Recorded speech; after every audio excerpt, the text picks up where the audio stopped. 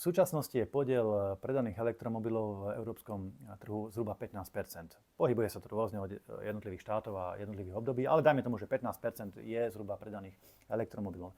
Je to zďaleka menej, ako očakávali tvorcovia Green Dealu, a je to zďaleka menej aj ako očakávali automobilky, ktoré sa chystali na ten zákaz spaľovacích motorov.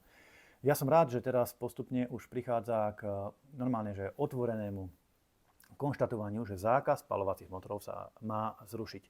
Povedal to samotný predseda najsilnejšej europarlamentnej frakcie, pán Weber, ktorý je predseda teda frakcie EPP, to sú ľudovci, kresťanskí demokrati, ktorý povedal, že zákaz spaľovacích motorov bola hlúposť a treba to zrušiť.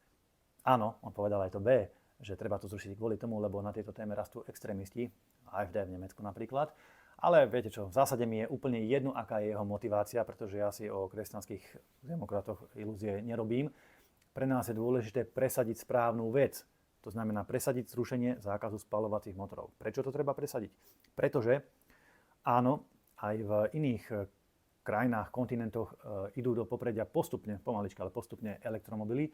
Možno elektromobilom patrí budúcnosť, ja to nespochybňujem, je to dosť možné.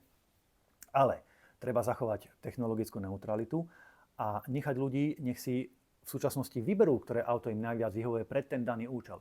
Keď niekto potrebuje elektromobil, pomotať sa do mesta na nákup alebo pre deti, v poriadku, nech si kúpi elektromobil. Keď niekto potrebuje dodávku, že robí plynára, vodára alebo živnostník, alebo nech si kúpi auto, aké každý potrebuje. Teraz progresívci predstavili svoj plán, veľký trest pre Slovensko. A v rámci toho napríklad trvajú na zrušení zákazu spaľovacích motorov po roku 2035. Že je to správna vec a treba to akože pretlačiť a potom bude na Slovensku dobre. Potom, keď ľudia si budú musieť povinne kupovať drahé elektromobily. A argumentujú alebo používajú na to takú príhodu z minulosti, keď Henry Ford v čase teda vyrábania prvých motorov povedal takú tú legendárnu myšlienku, že ľudia nepotrebujú rýchlejšie kone, my im chceme ponúknuť autá. A progresívci to teraz akože zmodifikovali so svojimi geniálnymi hlavami a povedali, že ľudia nepotrebujú spaľovacie motory, ale potrebujú elektromobily. Lenže rozdiel je v tom, že ten Henry Ford, keď začal ponúkať v Amerike tie prvé Fordy, prvé autá, tie kone nepostrieľal ani nezakázal. Nechali ich tak a autá postupne prirodzenou cestou nahradili konské povozy. Kdežto progresívci v súčasnosti tie naše kone, auta chcú zakázať, chcú zlikvidovať, chcú postrieľať. A v tom je ten zásadný rozdiel a preto je tá ich ideológia a ekonomická fantázia proste nezmyselná.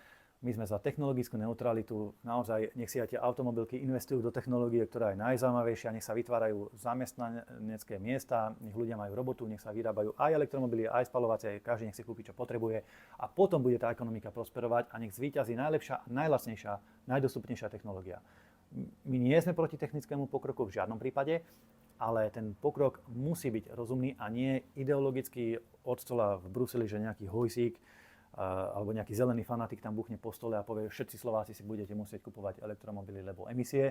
A pritom on sám a jeho asistent jazdí na aute, ktoré nemá ani emisnú kontrolu. Takže toto pokrytectvo ma vyrušuje najviac a my sme za to, aby sa aj do tejto veci vrátil zdravý rozum a preto ten zrušenie zákazu spaľovacích motorov podporíme. Je ironické, že bude na to treba v Europarlamente naše hlasy, naše frakcie, lebo progresívci to nepodporia, zelení to nepodporia a ani tí komunisti to nepodporia. Takže ak to prejde, dúfame, že to prejde, tak to prejde s našimi hlasmi a bol by to obrovský politický úspech a myslím si, že aj obrovský ekonomický úspech pre všetkých obyvateľov.